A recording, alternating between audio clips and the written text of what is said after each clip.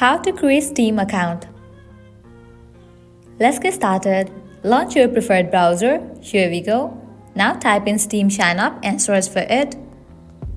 Now click on this website option, create a Steam account. With that, you will land to this kind of page. Now from here, you are able to create your Steam account. Go ahead and fill these. Firstly, you have to type in your email address. Confirm your email address. Now click on this drop down and select your country of residence. Likewise, check in for this option, I'm not a robot. Now you can go through the terms and conditions of Steam and then check in for this option. After you fill all these, click on the option of continue. Verify your email address. Now you have to close this and check your mail.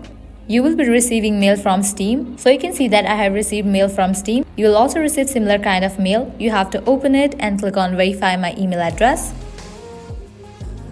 After you verify your email address, now you have to fill this. Type in Steam account name. Likewise, type in password for your account. Confirm your password. After you fill this, click on done. And with that, your account will be created. So this is how you can easily create your Steam account.